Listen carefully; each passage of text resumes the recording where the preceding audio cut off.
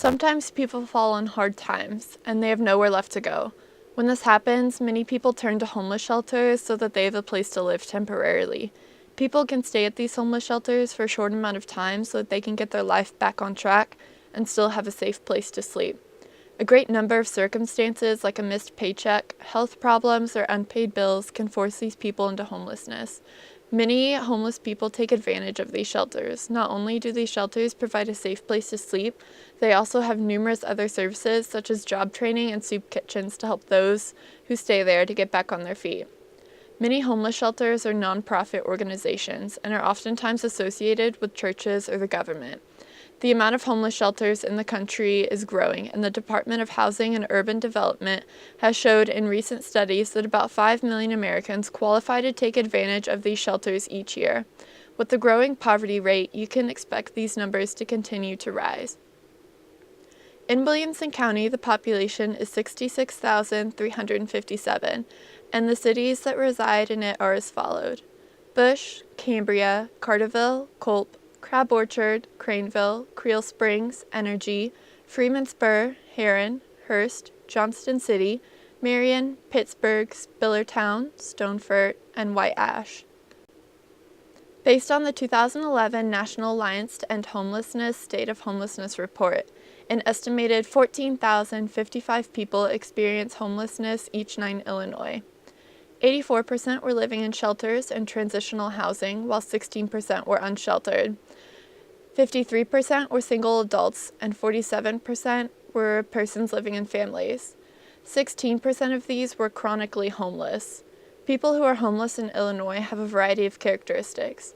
Of the total persons who are homeless at a given point in time, sheltered and unsheltered, in Illinois, 15% of those are veterans, 32% are severely mentally ill, 48% have chronic substance abuse issues, 4% are living with HIV or AIDS, and 25% find themselves victims of domestic abuse.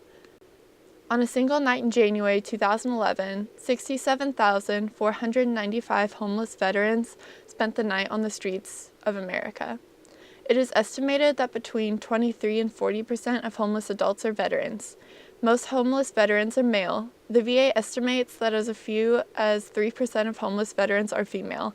However, this number has the potential to increase over time as the number of women's veterans also increases. Almost 46% of homeless veterans are white males, and 46% are 45 or older. More than half, which is 56%, have completed high school or a GED program. The number of veterans reporting problems with drugs, about 40%, and alcohol, 58%, does not differ significantly from the non-veteran homeless males.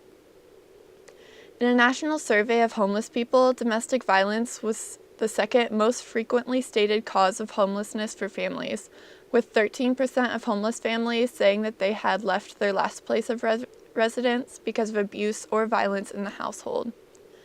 Half of all homeless women and children experience physical violence, and 92% of homeless mothers were victims of physical or sexual assault.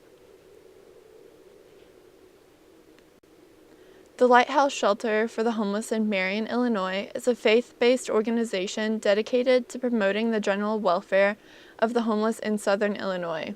The shelter has 3 wings, which ideally serve up to 60 men, women, and families.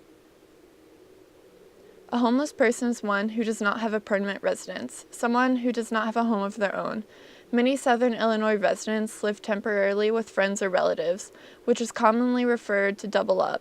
They also are living in their cars, parks, public spaces, abandoned buildings, or otherwise not residing in a fixed, regular, or adequate nighttime residence. The Lighthouse opened January of 2007 and has been the home to over 1,300 individuals in those 3 years of operation. 400 children and 200 veterans are represented in that total. And here are 2 places that you can either go to get help if you need food or you find yourself in a bad situation. In the fiscal year 2010, we provided the following services. The Women's Center provided 5,649 nights of domestic violence shelter. They also provided 3,322 nights of transitional housing. They provided 206, which is 68 children and 138 adults, with 1,725 hours of sexual assault services. They assisted 989, which is 218 children and 771 adults, with 6,463 hours of domestic violence services. They assisted with 354 orders of protection. They also assisted with 9,609 crisis hotline calls. They reached out to 5,596 individuals with public education and professional training, and they provided 13,185 meals to residents in shelter. Illinois ranks 13th in the nation in child homelessness, with first being the best and 50 being the worst. Of the 580,000 children living in poverty in Illinois, 5 out of every 100 are homeless. And in grades 9 through 12, there are 4,822 students that are currently enrolled in high school that are homeless. And a 2-bedroom unit, priced at the fair market rent, falls outside of the financial reach of a full-time worker earning minimum wage in Illinois. This means that one wage earner earning the state's minimum wage, which is about $7.75 an hour, would need to work 84 hours a week for 52 weeks a year just to afford a 2-bedroom apartment at this FMR.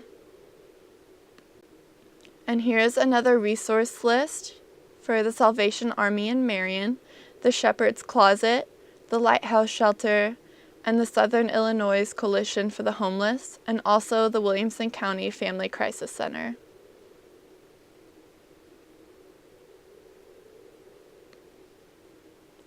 The Homeless Prevention Program provides rental assistance, utility assistance, and supportive services directly related to the prevention of homelessness to eligible individuals and families who are in danger of eviction, foreclosure, or homelessness, or are currently homeless.